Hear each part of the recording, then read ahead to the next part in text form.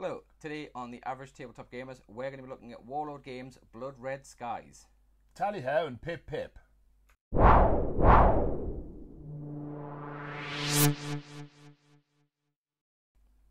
Hello. Welcome to the Average Tabletop Gamers. I'm Ben. And I'm Sven. And as we said, today we're looking at Warlord Games' Blood Red Skies. So it's a fairly new game, only came out earlier this year, and it is a all-in-one box tabletop dogfight skirmish game, I guess is the best way to call it. Yeah, tactical level air combat for 2 or more players, as it says on the box. As it says on the box. And this particular box is the Battle of Britain box. Again, we don't know if this is something that Warlord Games are going to be doing different boxes of Blood Red Skies, if we might get some other versions of this core set.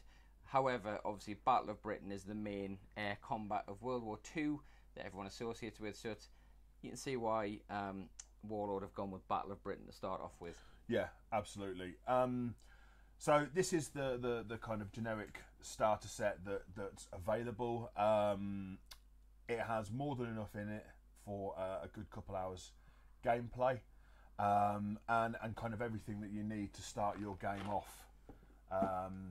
You're gaming with Blood Red Skies going forward. As it's a tactical combat game, kind of the first thing that people are interested in is the quality of the miniatures. Now, thankfully, let's just bring those over here and we'll start getting some close-ups of these. So the two iconic fighters that you get in the base set are the Spitfire and the ME-109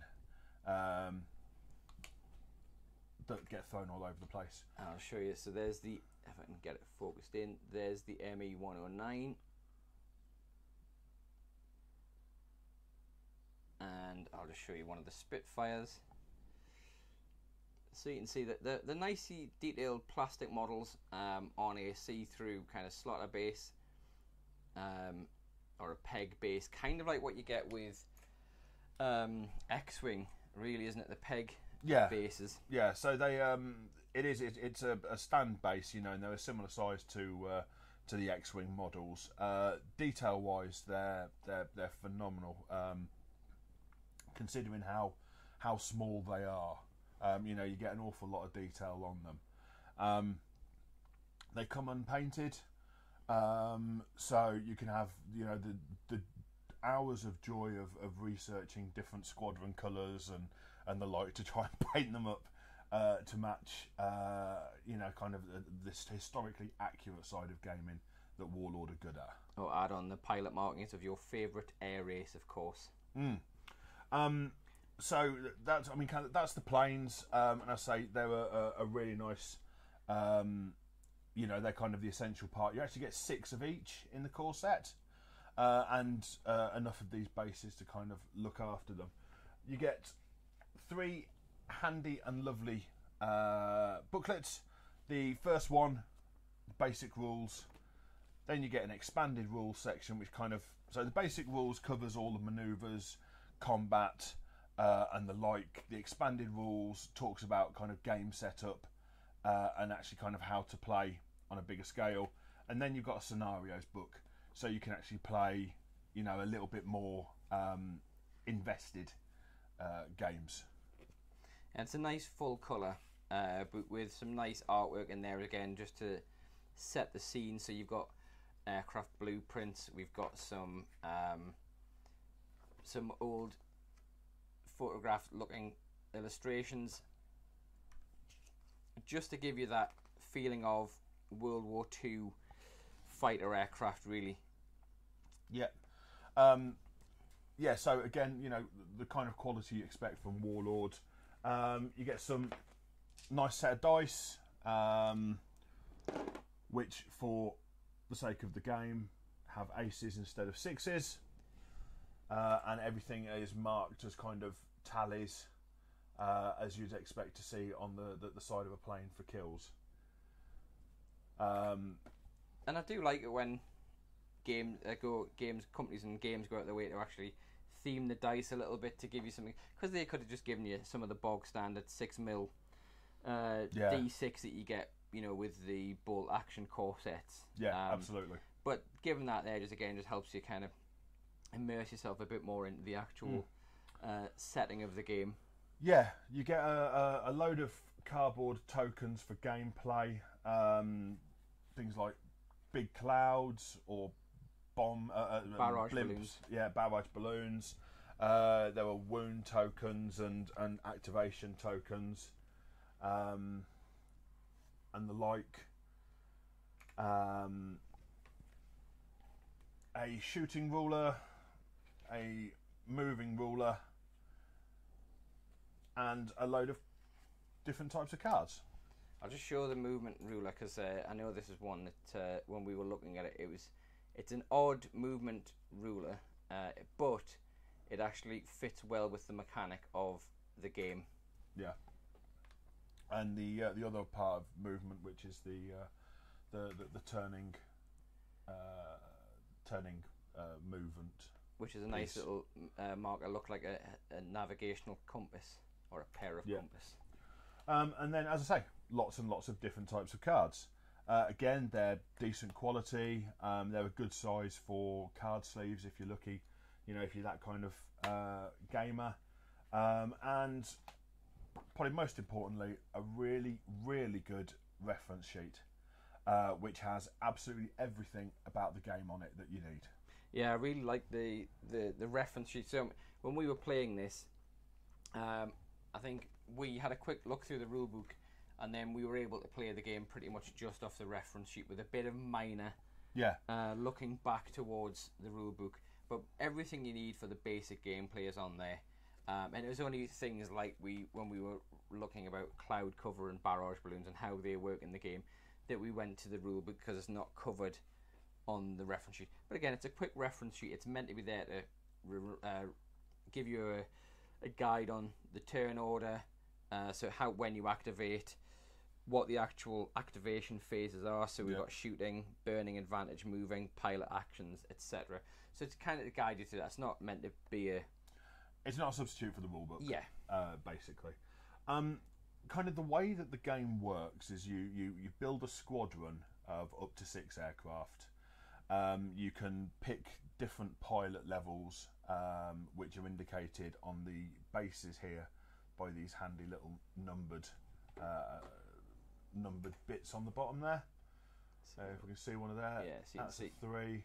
And that's kind of an average level. So you build those, you build a deck of cards to go alongside that, and that can have pilot abilities, plane abilities, deployment area, so you can kind of theme it, whether you're dogfighting over the coast of Britain or whether you're having a dogfight over the beaches of Calais and Normandy. You can alter the way that works, and then you get some nice little cards that kind of represent the aircraft. So not only do you have their stats and game mechanics on there, you also have a lovely little bit of history and some really nice artwork as well. Once you get into the game, it's very, very simple. The game works off a 5 action per activation. So each plane gets to activate once, and then you have 5 actions that you can perform in that.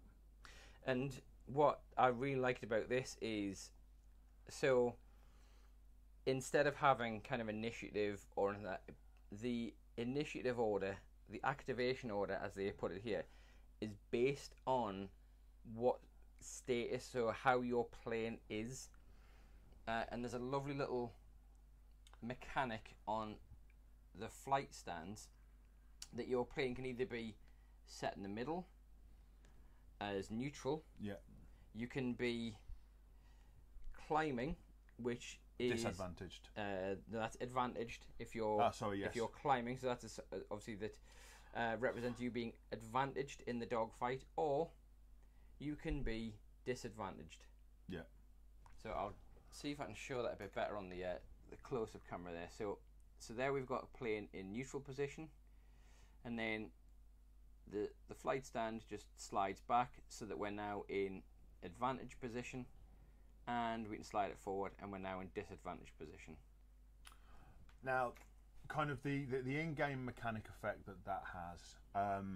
A plane can only be destroyed if it's in a disadvantaged position. So, kind of the very simple tactic is to fly around, attack the other planes, cause them to become disadvantaged, and then attack them again to get them out of the game. And it really is kind of that simple. Yeah, it's all about manoeuvring to getting the plate and getting the advantage in the dogfight, which is essentially what the dogfight was all about. It was all about getting into the best position so you could go guns up on the enemy plane. And from the games we played, I was really pleased with the way that mechanic actually played out in the game. And it did give the idea of, it's not just about going heads up and who's the luckiest in the dice roll. It is about getting someone to the position where you're advantage, they're at a disadvantage, and then taking them out that way. Yeah. It's definitely more of a cerebral game than it is a luck game. It is all about manoeuvring. It's all about outthinking your opponent. And obviously, the dice roll does have an effect. But unless you're able to outmaneuver your opponent, the dice roll isn't going to make much difference in the long run. Yeah, and a lot of time the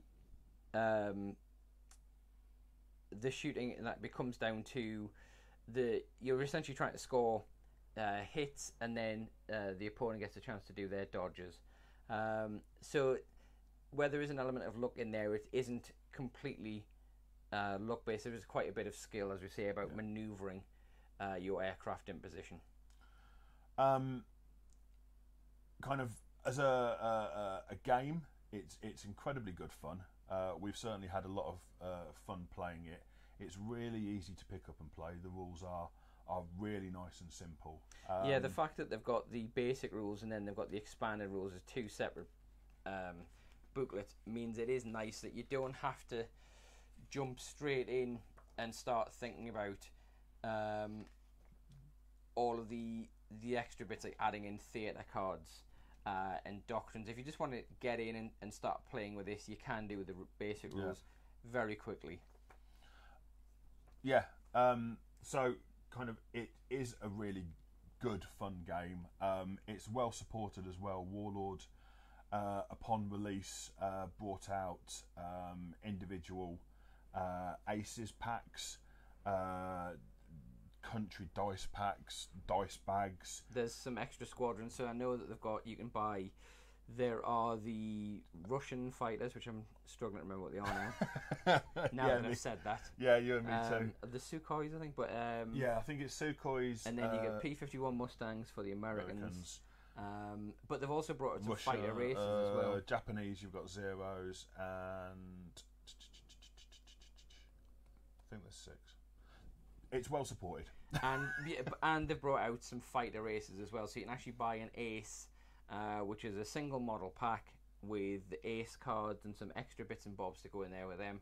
So straight away from the get-go, Warlord have made sure that, as well as the standard core box, there is enough there to tempt anyone. So if you're not overly thrilled with Messerschmitts and Spitfires for some reason, if you really want to be the Americans, you can go out and buy yourself a squadron of Mustangs. If you want to buy some of the aces, you can go and buy this. So it gives you the options off the bat when you're playing this. So in terms of this box, so we've seen the contents of the box. What is this going to do to your pocket? Price point is only £40, which is fairly good for a like an off-the-shelf all-in-one box these days. Yeah, absolutely. You get everything in it that you need. It is pick up and play. It's only £40 directly from Warlord. I think it's great value. You've got 12 models, 10 dice, a lot of cards, and some good thought has gone into it. It's I think for £40 it's well worth it. The squadron packs I think are 20. The aces are 20 as well, and then standard Warlord prices for dice and dice bags, etc. It's it's certainly good value. Excuse me. There's a couple of little niggles about it. The dice mechanic only counts if you roll aces. Yeah, that was the thing that we all said. They gave you these really nice themed dice, and it's only the aces that count. They could have given you a dice with 5 blank sides, but I guess it means you can use these in other games. Or there might be some thinking from Warlord here that in future expansions there may be more dice mechanic brought into it. Yeah. So they give you the dice from the get-go, and you've got them. And again, they are nice and themed with the tally marks and the aces. The biggest grumble, though, is the movement ruler. Yeah, the movement was a bit... Which I think is under there. Yeah, so that's... So, those of you out there who've played X-Wing and other kind of tactical games like this, you're used to having a specific manoeuvre template for a specific manoeuvre. With this, what they've done is given you one single movement ruler. Excuse me. It makes it quite awkward when placing, moving at various lengths along it, etc. Because not everything's going to be flying the full length of it. I'll see if I can kind of give you... So, the way it would work is you have to kind of move your plane a number of spaces along so that it sits in there. But then the problem is you've got to kind of get that ruler out of there, without disrupting everything. And again, it's quite a hefty piece of card. And when the planes are getting into a furball and you are close by, it's very easy to knock someone's Spitfire off the table if you happen to be a little bit clumsy, like we all seem to be. Yeah, Spitfires haven't flown like that for years. That's kind of the major grumble is purely about the manoeuvring ruler. It is awkward. It does get in the way, and as Sven says, when everything is nice and close and you are dogfighting pretty, in tight, you don't want to be having to mark your planes like it's a golf ball at the Open. Yeah, I mean, there are other companies that as well. Warlord do an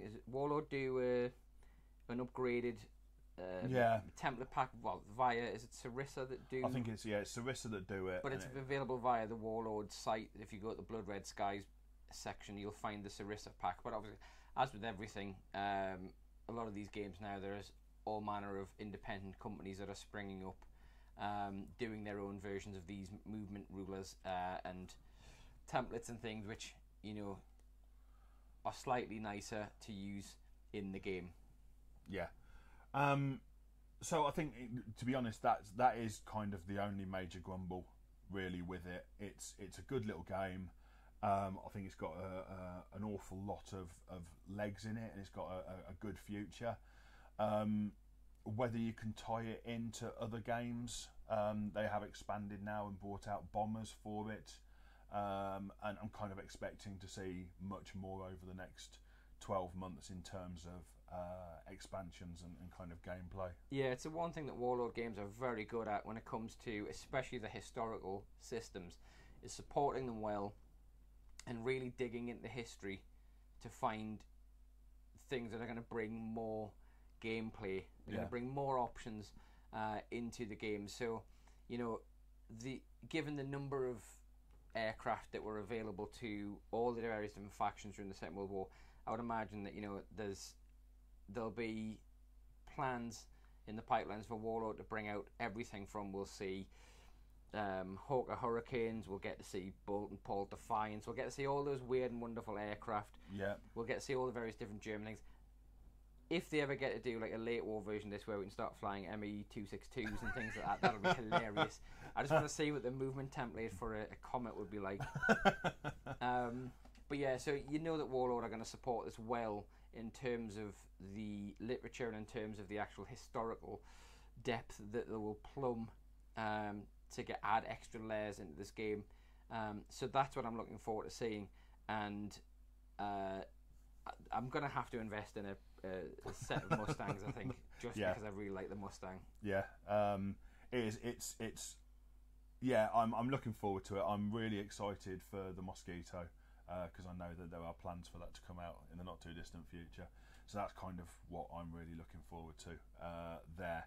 I've always had a love for the Mosquito.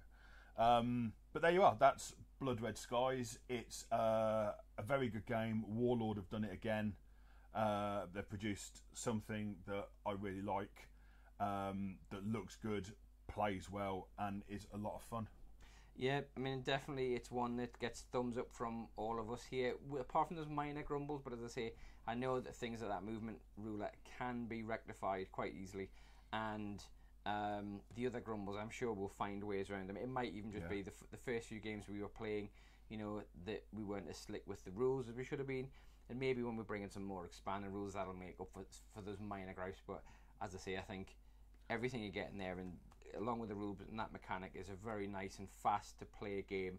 A lot of fun, and it's for 40 quid you get a lot of bang for your buck in that box. So definitely, if you're into your World War II, if you're into your Battle of Britain, if you're into your aircraft, then this is definitely. If you're into things like X-Wing and Armada and just fancy a bit of a change. Yeah, definitely. I mean, again, if you are an X-Wing player, this is probably something that would float your boat. So recommended from us, and I would definitely buy a copy of it. Yeah, there you go. Blood Red Skies by Warlord. It's pretty darn good. That's all from us for today. So just remember, you can catch up with us on the various social medias. You can find us on Facebook, Instagram, Twitter. I'll put all of the links in the comment section below. I'll put a link to where you can go and get yourself a copy of Blood Red Skies, or where you can go to, or just wait and see what options are available from Warlord for Blood Red Skies. But don't forget to like, share, subscribe, and hit the little notify bell next to your subscribe, just so you get told whenever we produce videos. And until next time, from the Average Tabletop Gamers, we'll see you soon. Good night. Ta-ra.